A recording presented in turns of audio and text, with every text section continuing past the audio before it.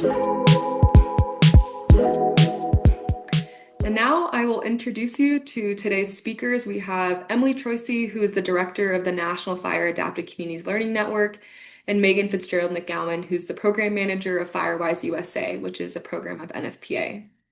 So Emily will present first, and she's been working with FACnet since 2014 and spearheads many things across the network, including meetings with network members across the US, strategizing different network functions, and also thinking up creative facilitation and agenda design concepts. Megan, who will present second about Firewise USA, has been working with NFPA since 2017, transitioning to manage the Firewise USA program in 2020. Her focus is connecting federal, state, and local partners to engage residents in wildfire preparedness activities through the framework of Firewise USA. So with that, I will stop sharing and pass it over to Emily. Thank you so much, Megan. Like Megan said, my name is Emily Troisi. I work for the Fire Adapted Communities Learning Network, and I'm really excited to be here this afternoon. Let me just pull up my screen really quick. Megan, can you see that okay? Yes. Awesome, great. So I've been with FACnet for about 11 years now, which is wild. I work for an organization called the Watershed Research and Training Center. It's based in Northern California, and we're the backbone organization that stewards the National Fire Adapted Communities Learning Network. And I'm really excited to be here. And thank you so much, Megan, for inviting me. I'm going to talk a little bit about FACnet and the fire networks that we're a part of. And then the primary focus of my presentation is to talk about the Fire Adapted Communities Framework as a tool for community wildfire resilience. I'm also going to talk a little bit about what FAC is not, and then I'm going to pass it off to Megan to do a deep dive into Firewise. I do have a couple links I'm going to try to multitask and share in the chat while I talk. So I'll try to make sure that those are available to folks as I go. So to back way up, this image looks familiar because Megan just showed a slightly older version of the map. It's pretty much the same though. It's just missing a couple of the states being highlighted. But the National Fire Adapted Communities Network is part of a larger family of networks that we affectionately call the fire networks. So if you've heard of the Fire Learning Network, the Prescribed Fire Training Exchanges or TREX, or the Indigenous Peoples Burning Network, we are all part of the same system of networks that work on building communities' resilience to living with fire, connecting people and places to tools and resources, opportunities, and funding to work on their own community wildfire resilience and living better with wildfire. We are primarily funded through through various federal agencies and some private dollars, such as the U.S. Forest Service and Department of the Interior. And the networks are stewarded through a cooperative agreement with the Nature Conservancy and partnership with the University of California Cooperative Extension and my organization, the Watershed Research and Training Center. And then, as Megan mentioned earlier, there are a number of state networks that FACnet helps to support. There are state networks in Washington, Montana, Colorado, and New Mexico. So a little bit about FACnet. We do very similar things to Fire Adapted New Mexico. We really are by practitioners for practitioners, and our goal is to help support the access to training and learning, capacity building, funding, and strategy support needs that community-based wildfire practitioners have. We offer training and learning opportunities such as training on volunteer management and some other opportunities I'm going to talk about in just a minute. We do one-on-one coaching and strategy support with our network members when requested. We support state networks like Fire Adapted New Mexico. We do have sometimes funding and project implementation dollars available to communities. And then we also try to do storytelling and amplify the voices of our network members around the country to help showcase how they are living with fire in their places and the lessons that they are learning. I wanted to focus in on two specific things that we offer because there are some opportunities for you to potentially plug in if you're interested. I mentioned that we offer learning and training opportunities. Similar to Fire Adapted New Mexico, a lot of our opportunities are only available internally to network members, but sometimes we do make some of our trainings available publicly, or at least put them on our YouTube channel after the fact. And I'll share the link to our YouTube channel because right now we've got a ton of great resources on there around things like community wildfire protection plans, a deeper dive into what does fire adapted communities mean, and some other great resources on there for anybody to access. We also do have a number of materials that we've created on various topics, such as community engagement, um, grant management, and introduction to SAM.gov and grants.gov, and various other tools and templates and resources that practitioners can access for free. And I'll drop the links to those in the chat, but they're both available on the FACnet website and then a different website that we manage called fireadapted.org, which is all about the concept of fire adapted communities. So those training and learning opportunities and those resources are often available online. And the other thing I wanted to call attention to is that we do have some external resources as well. So we have a great blog similar to the Wildfire Wednesdays that Fire Adapted New Mexico puts out. We try to highlight voices from the ground from our network members that are working around the country to share inspiration, innovation, and help folks that are looking for ideas about what fire adapted communities work looks like on the ground with a national audience. So if you're interested in staying connected through the blog or our social media, we are on both of those platforms.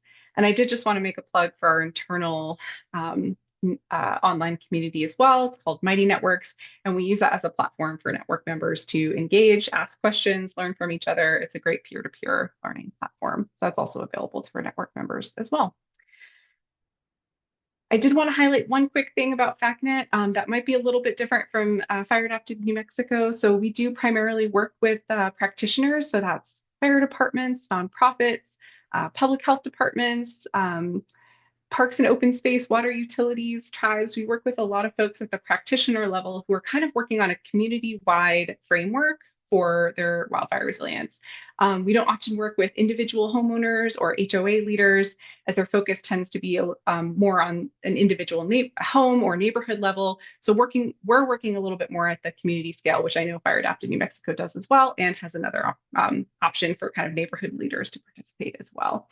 So that's a little bit about the difference there. And similar to Fire Adapted New Mexico, we are all about the fire adapted communities framework. So that is our central core component of our work, and has been the entirety of basically since we first got started about 12 years ago. Fire adapted communities as a framework came out of the cohesive strategy. It's one of the 3 tenets, along with safe and effective wildfire response and resilient landscapes.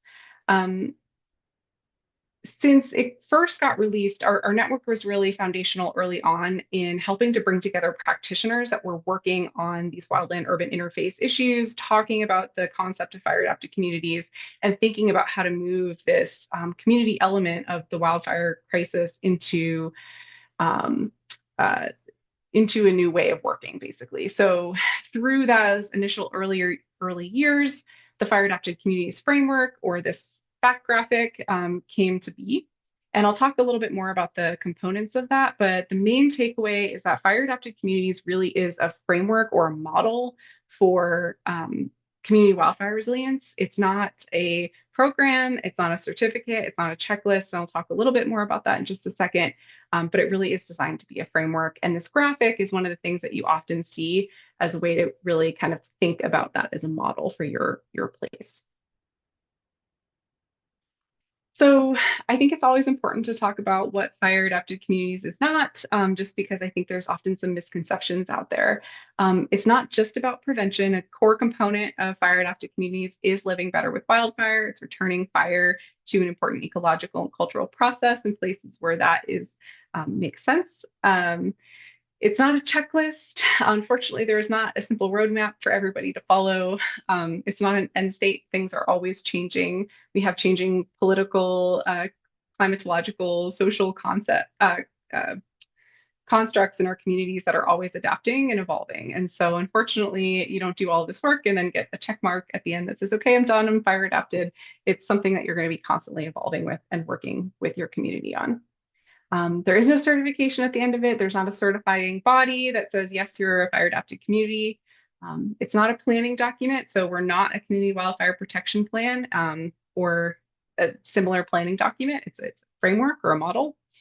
It's not a one size fits all approach. So if you're a rural community, an urban community, suburban community, working lands community, the strategies and tasks that you take to work on fire adapted communities might look different in your place.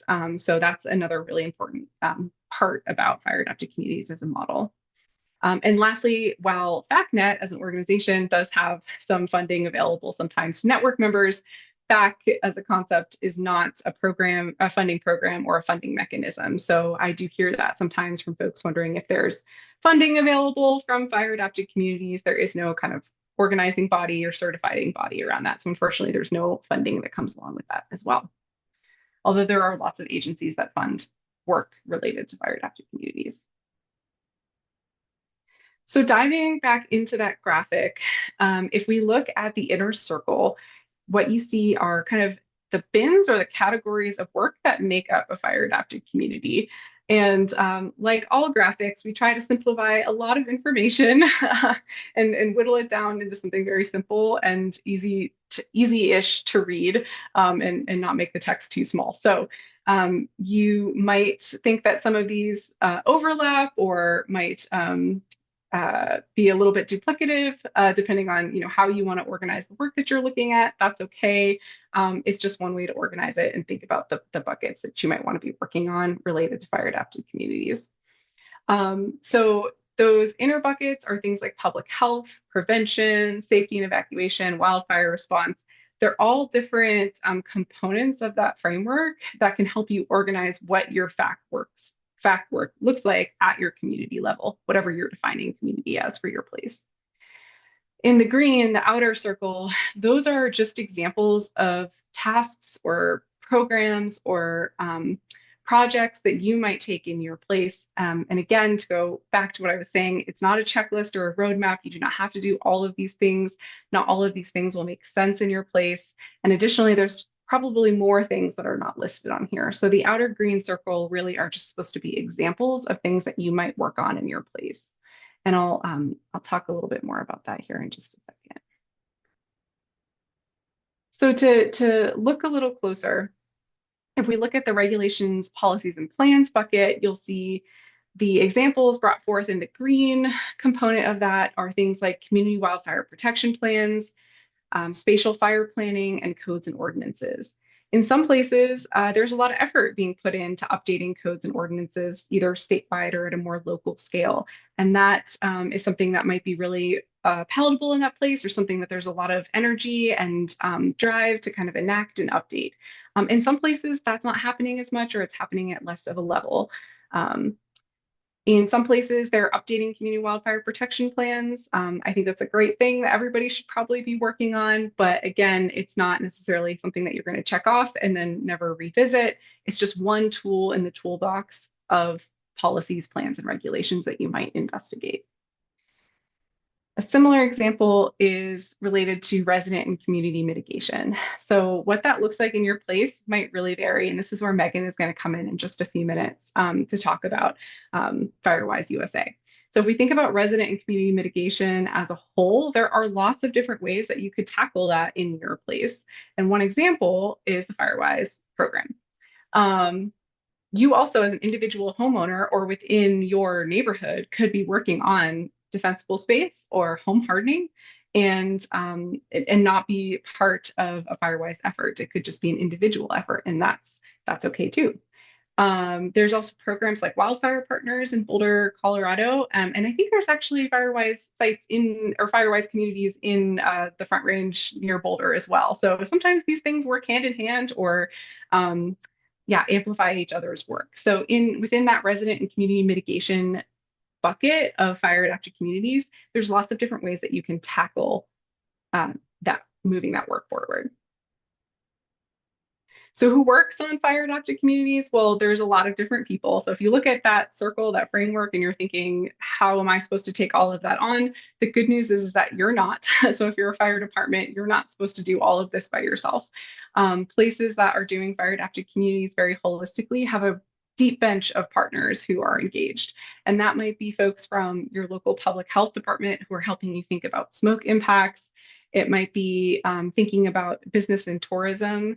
Our friends at Ashland Fire are a really great example of a fire department that's worked really closely with their business community to think about business and tourism impacts during wildfire and smoke events. You might be working with your local or tribal governments in your area. Um, you might be working with other nonprofits or various fire agencies and wildfire practitioners. So there's room for the table at everybody. And if you're working on fire adapted communities, you want to be thinking about what buckets you're working on within your community and what partners you're bringing to the table to amplify and work on those programs with you.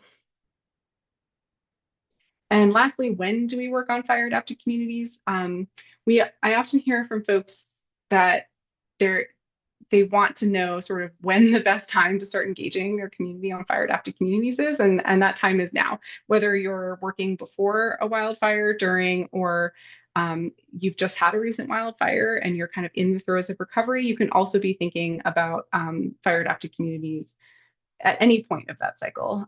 There is no kind of end date to working on this. It is a cyclical effort. We're always in some fluctuating state of before, during, or after wildfire. Wildfire is a part of our place.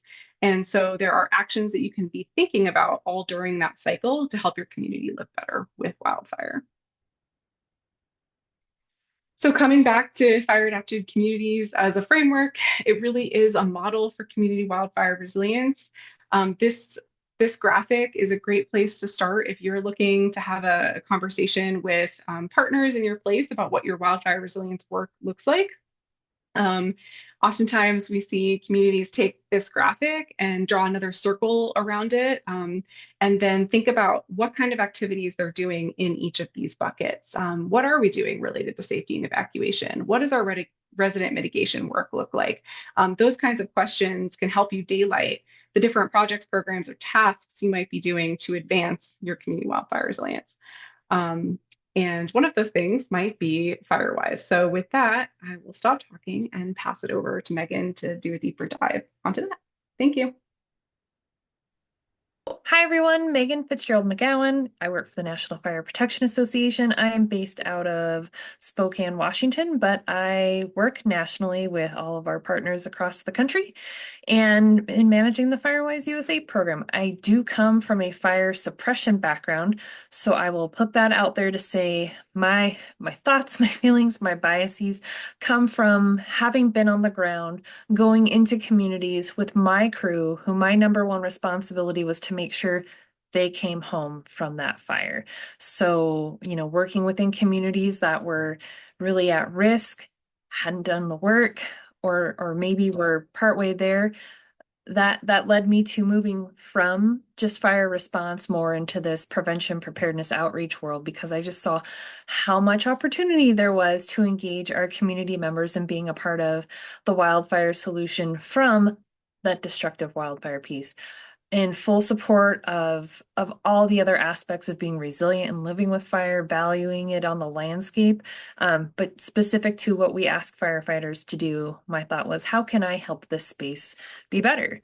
So real quick about NFPA, in case some of you don't know who that organization is, or that is the organization that oversees Firewise. Firewise itself is not an organization. NFPA has been around for quite some time, founded in 1896. We really started in that fire and life safety world around establishing the National Electric Code after a series of fires, and we support all kinds of fire and life safety hazards. We have technical committees which help create the consensus-based codes and standards that we make available. So if some of you have a background in wildfire and strong thoughts and opinions on codes and standards, we have technical committees. You can provide public comment. We want these to be used. We want them to be useful. And so if they're not meeting the need, we don't always know that. And NFPA members or employees, we cannot give comment on the codes or give that input. So we really rely on all the wonderful people who are subject matter experts and take time to be a part of that. Our wildfire division is a small but mighty team, and our focus at NFPA is really around that built environment piece. We've been engaged in conversation with the Forest Service and others since the mid-1980s, again, looking at our work in fire and life safety around preventing home fires from that end. And in the early 2000s is when we started the Firewise program, but we've been in the discussion for a while, and I don't have the slide today, but we even had a standard from the 1930s, how to protect your summer cabin in the woods from fire. So, it's been a topic of conversation for a long time. The work that we do is we try to be holistic and we approach things from a policy standpoint. So what's in the regulation, public education, the outreach piece, community engagement, that's where Firewise comes in. We do have training and certification really specific again to the built environment. How do we do home assessments? We have a certified wildfire mitigation specialist credential, and then codes and standards. But the work that we do, the foundation for it is based in science. And it is this vision that wildland fires can occur in areas of residential development without the occurrence of disastrous loss. And we've seen examples of this over the years. We've also seen examples where not everything was in alignment with how it could be, where we have had that loss. So we're continually engaging in national, state, and local conversations to see how do we keep moving the needle towards communities being able to withstand fire. And it is based in the science from Dr. Jack Cohen and then others after his original research, looking at how do those homes ignite, how do structures ignite.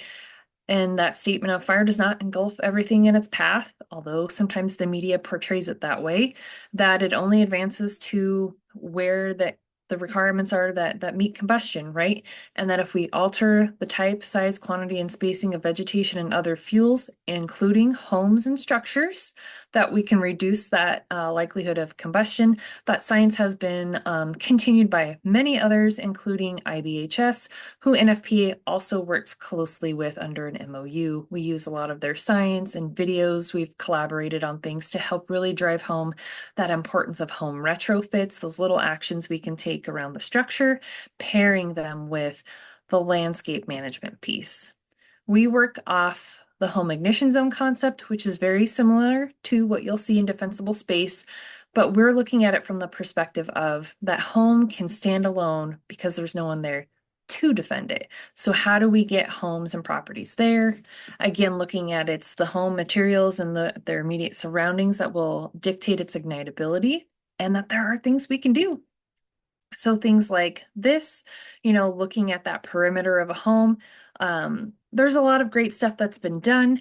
I'm not a plant expert, so I don't know how healthy, green, flame resistant that plant is, but we're trying to get people to look at that space.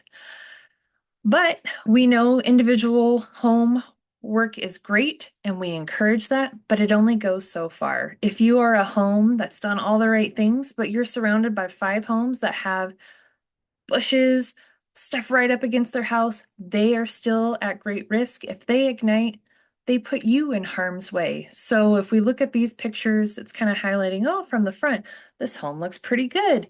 It's done a lot of work, but to the side, all that thick vegetation, highly flammable, and you can see the neighboring houses. That's a shared risk to both of them. So we need to work together. And when we look at the home ignition zone, there's a fair chance, not everywhere, but there's a fair chance that your property and that 100 feet that it extends out to might overlap with your neighbor, and therefore you need to work together. And that's what Firewise is all about. So Firewise USA is a recognition program. This is a program with a process.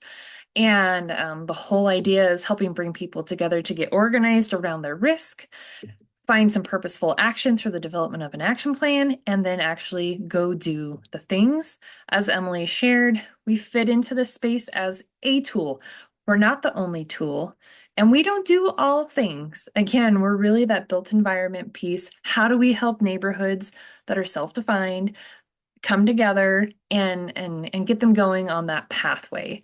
Every community's needs are different. And we recognize that, and that's why it's voluntary. This is not a regulatory program. We do not give authority to your HOA to have requirements, fines, things like that in place. That is something they might choose to do, but the program itself is meant to be encouraging, bringing folks together in a positive way to bend down that shared risk and help make themselves safer. We, as of August 19th, we're active in 35 states. We have over 3,000 communities, which is when I joined in 2017, I think we were at like 1,600.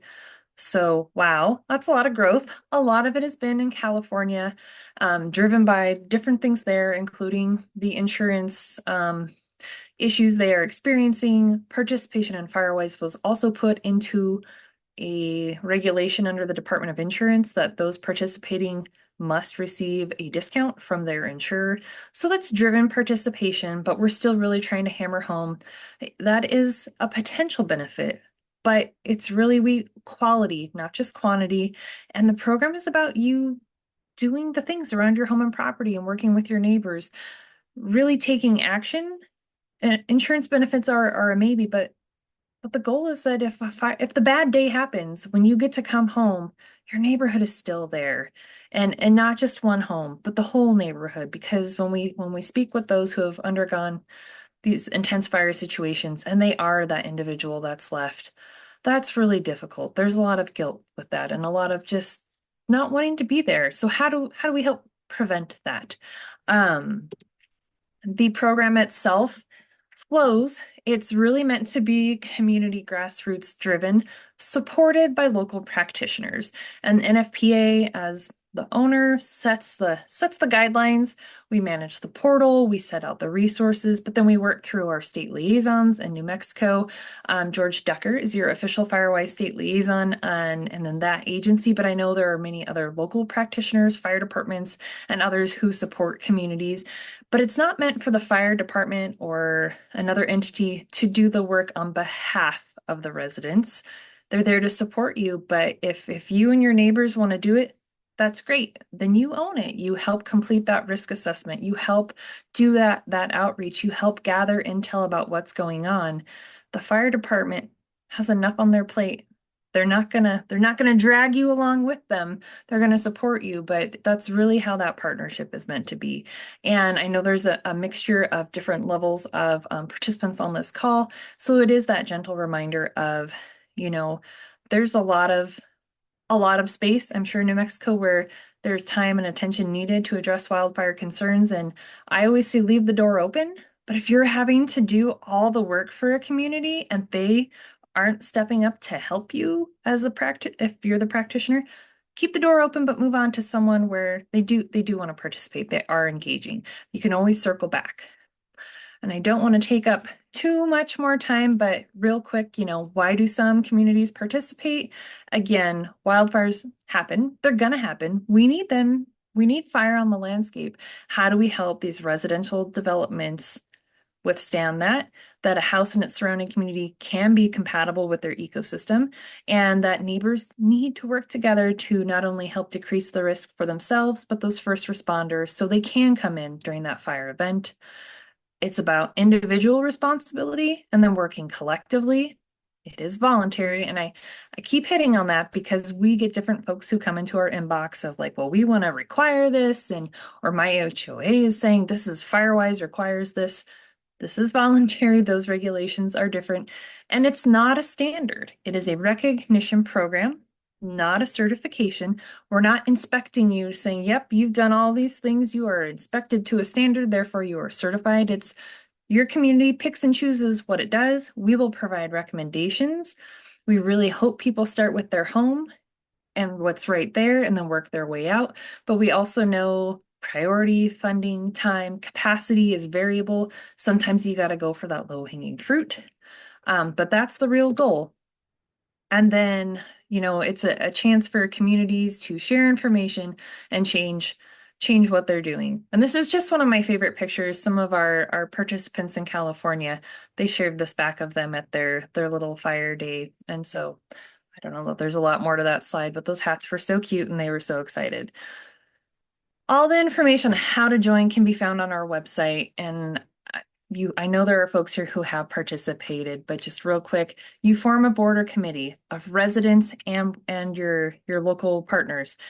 Residents, not just one. Please don't ask one person to be the only community member engaging with your wildfire experts. Find folks with different skills.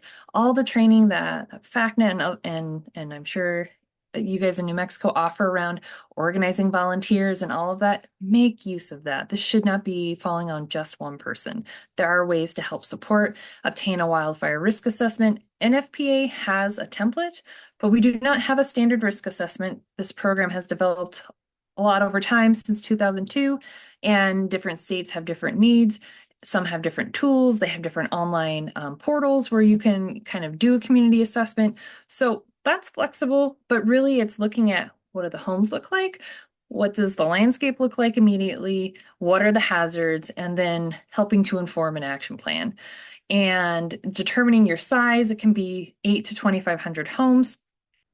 Unless there's only 8 in an area, we like to see them a little bigger, right? Like if you have 2 whole blocks right by each other, include the whole block, or both blocks. Don't like pick 10 homes and then cut these 2 out over here. We're seeing a lot of that lately in California, and it just doesn't make sense. You all share that risk.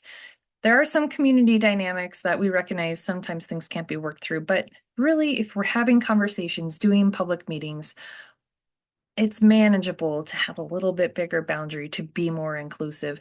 We found that even if people don't participate at first, if you include them and make it positive over time, they're more likely to start doing the work than if you leave them out, don't include them, don't talk to them. So it's just my little soapbox of please try to include everyone in the process.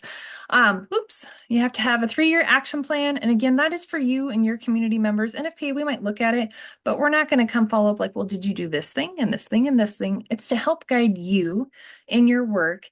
And every 3 years, you have to update it, but it's just to see like, okay, are you guys making progress, meaningful progress? Are there new things to tackle? Oh, you can say, we've done great over here. Now we can focus over in this area, reprioritize things. You do the work. Educational outreach is a part of it. So host a meeting, send out flyers, do those different pieces, and then you tell us all about it online. This is just a quick snapshot of what someone's portal might look like, how that application process goes. And then every year, you pretty much do the same thing to stay in the program to put you in good standing for the following year. And then one more thing to support Firewise USA participation, but that NFPA does is Wildfire Community Preparedness Day. Maybe you guys aren't ready to be an organized neighborhood in such a formal way. That's fine, but maybe you're ready to start doing something. And this can be a great day to kind of that rallying cry, bring folks together, whether it's through an educational event or getting started with something. And we've all kinds of examples of what that's looked like in communities over the years. Chipper days, cleanup days, maybe people are working on their individual properties, but coming together for a communal meal. There's all kinds of ways to go about it. It is co-sponsored by NFPA. We have different resources available in our catalog. It's always the first Saturday in May. So those are the big things for me, but I hope that answers like, what is Firewise? What is it not? And, happy to answer questions.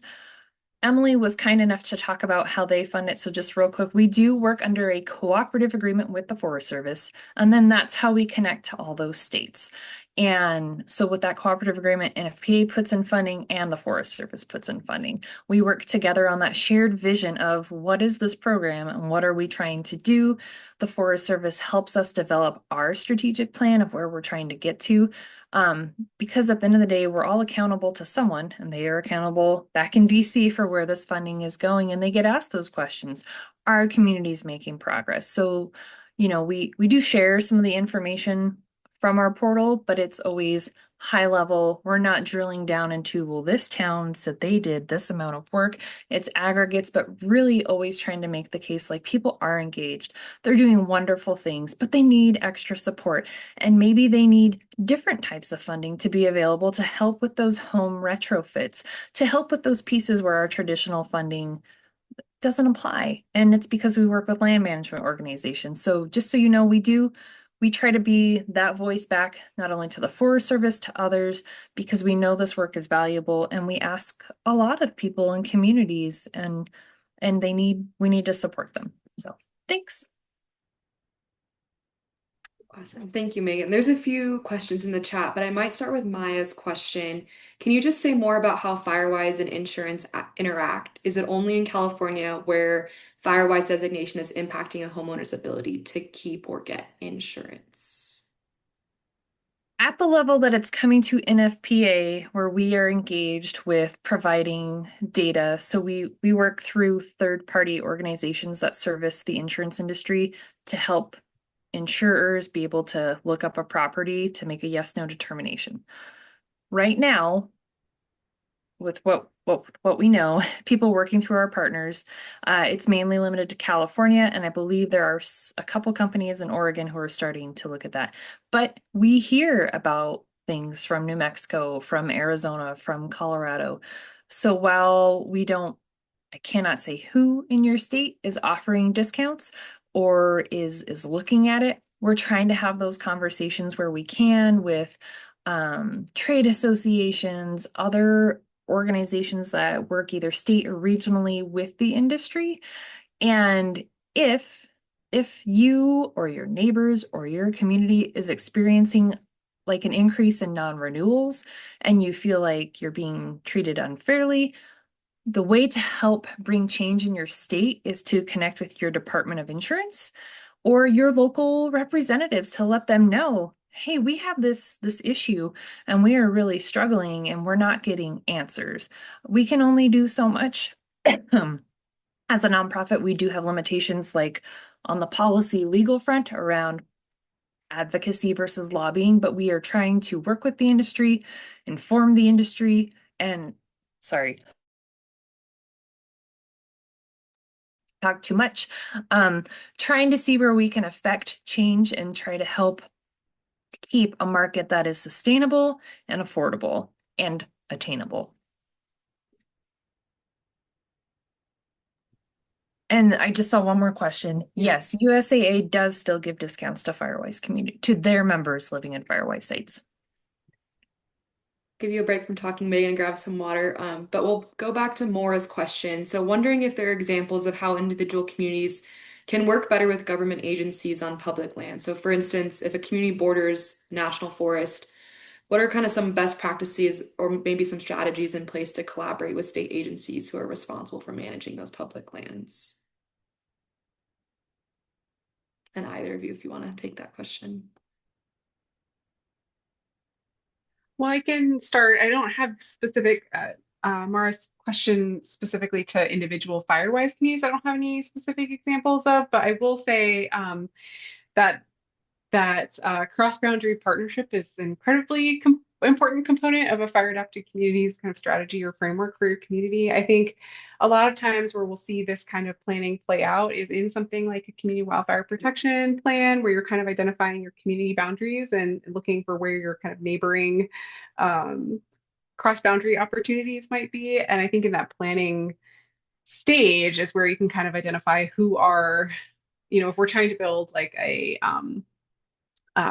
fuels treatment corridor kind of around a community, identifying who those different land owners are, whether they're public or private, and starting to build those relationships to try to identify what are both like the funding opportunities, the partnership opportunities, and what kind of like legal instruments do we need to have in place to do cross-boundary work or establish kind of formal partnerships. So I feel like where I see a lot of this play out is in a community wildfire planning process or a similar sort of collaborative planning process.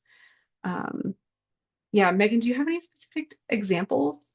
It's anecdotal, yes, I do, but I remember a few years ago I was participating in a group presentation in Oregon, and one of the, I think, state participants shared a story from a community where for years an unorganized group of individuals had been pointing across the fence at the Forest Service, trying to get them to do things, but Forest Service, they have a lot of land to cover. And when you just have individuals here and there, it can be very hard to address that. And that community they used Firewise as their mechanism, but there's other ways to come together. And yes, CWPP being a part of that process for sure, but they came together. They became organized. They had their assessment. They started to do the work on their own homes and properties, and then they were able to share that and make that case of like, we're organized, here's our boundary, here's what we're doing. We would love to work with you. And so I've heard stories like that from other places, but if it's finger pointing and blaming that agency, that's always going to shut down that conversation and that opportunity. I'm not saying it works every time when you go to that land management organization that's adjacent to you that they'll listen, but if you go with the here's what we're doing, here's what we can bring to the table, we want to work with you, we're doing our part, we want to leverage projects, that's more likely to move forward in that positive way. I just wanted to point out, Conrad made a comment about Yavapai Firewise facilitating their monthly meeting with Firewise neighborhoods and inviting the local cooperators. And I think that's such a great example. Those local coalitions or meetings where you bring together all of the partners at the table, the land managers, the agencies, the fire departments, that's where you can kind of identify those cross-boundary opportunities, whether it's federal or whoever the state, local, whatever the landowner is.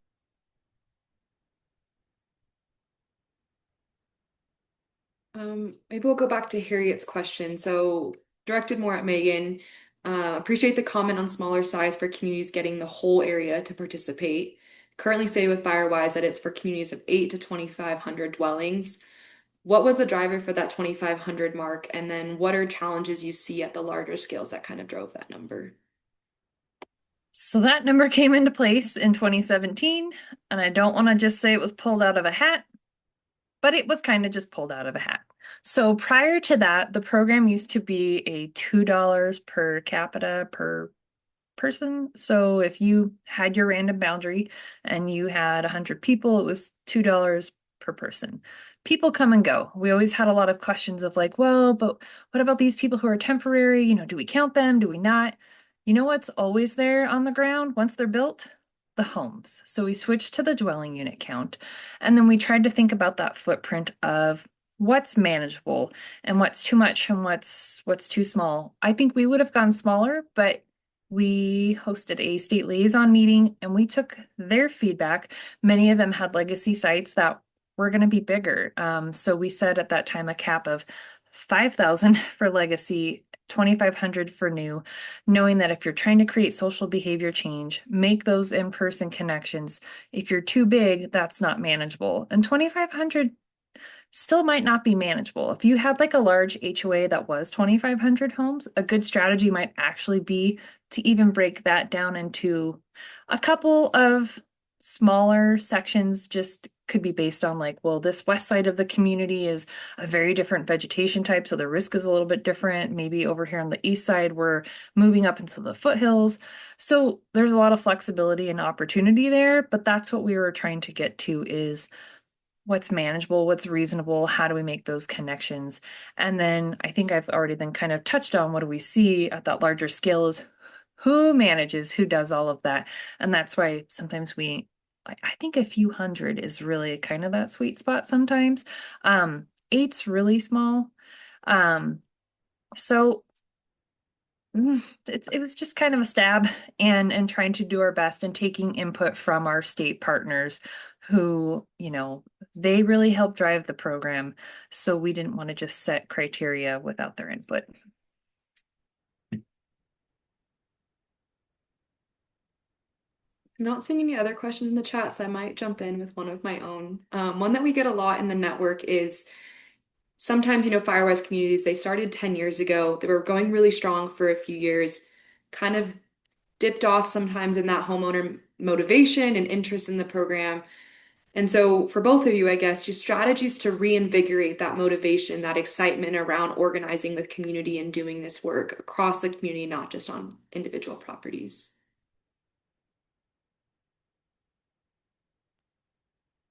I feel like this is kind of it's such a common challenge that many folks have. You know, you start with a spark plug and they're really engaged and have a lot of energy, and then they move or they burnout or something changes in their life and they can't engage anymore. And so one of the things that we recommend, and we talked about this in a volunteer training we just had, is making sure there's a plan for succession in those efforts in terms of like not just having one person on point, but making sure that there's some kind of established conversation about how do we hand the torch off to the next person when our spark plug, leaves or moves out of the community or something like that. So I think succession planning is a really critical part of any sort of volunteer management and volunteer program, but any kind of community organizing you're doing, because I do think that cycle is something that that faces a lot of coalitions and a lot of just community organizing groups in general. So that's one piece of advice that I have, but yeah, pass it off to Megan.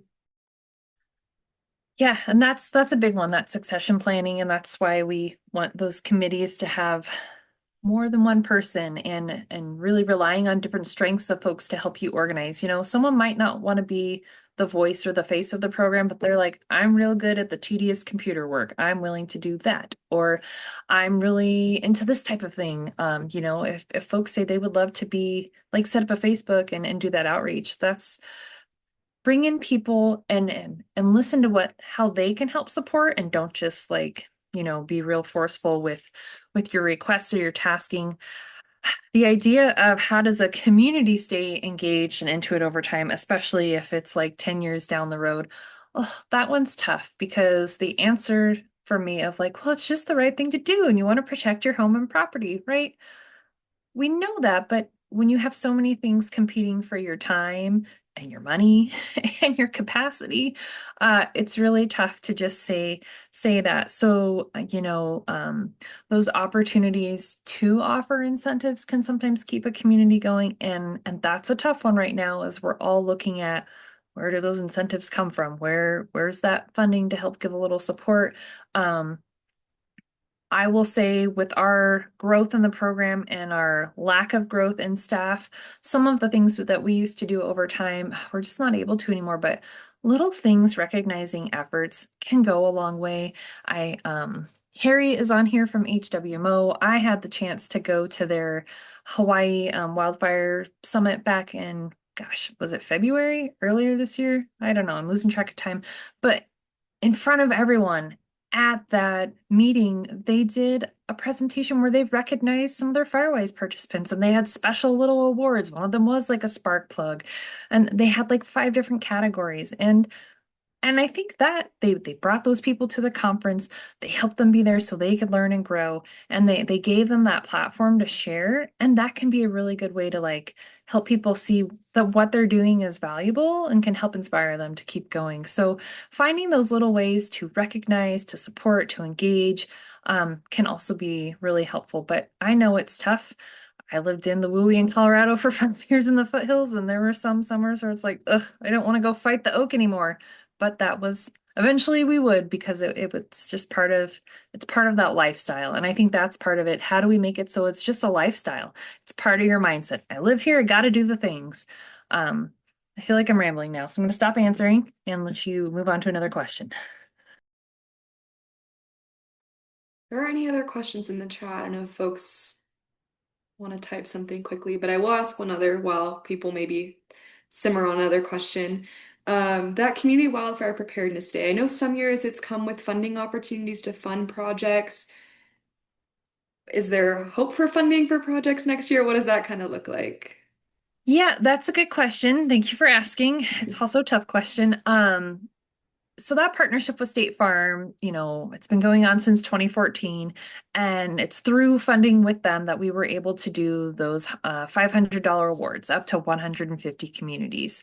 A few years ago, they had some major shifts in I forget what the division is called, but basically kind of their charity side. So we still get funding from them, but the discussion has changed around where that funding goes, how we see that impact, those little pocketed awards. I know they were very helpful, but it's trying to see that more increased footprint of work over time. So the last couple years, we have partnered with different nonprofits across the country to give out bigger awards, $10,000, where they can really look at their needs on the ground to help give out some of that money to really help with implementation.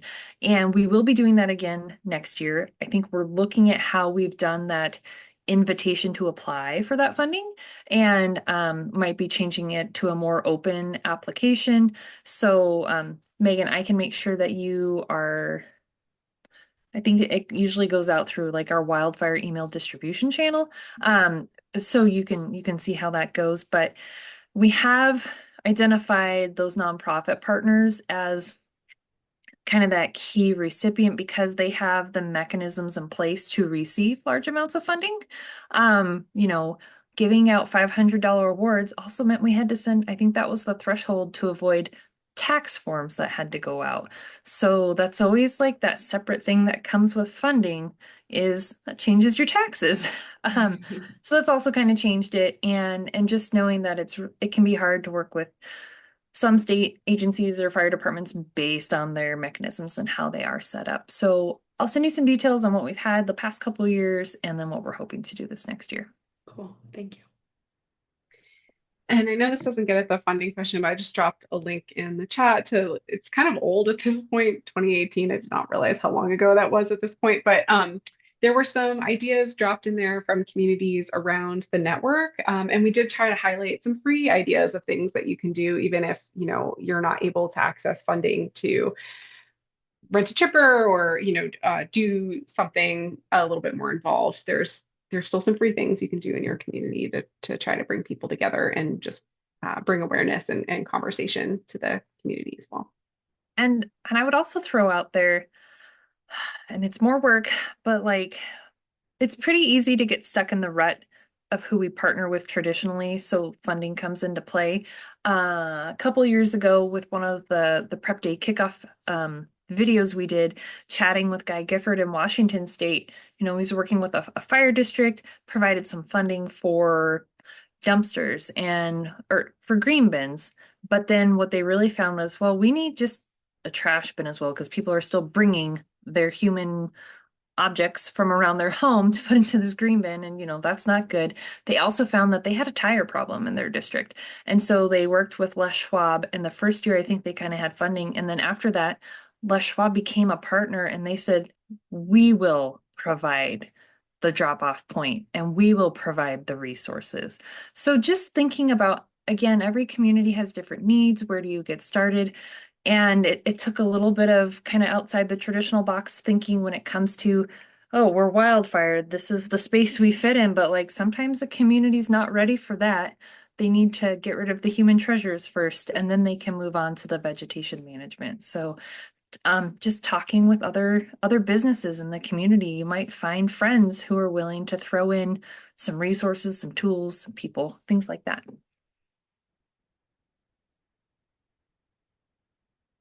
Thank you all so much. Stay safe out there and look forward to our next webinar. And thank you, Emily and Megan, again for your time. Thanks for inviting me. Yes, thank you for the opportunity. Bye, everybody. Bye.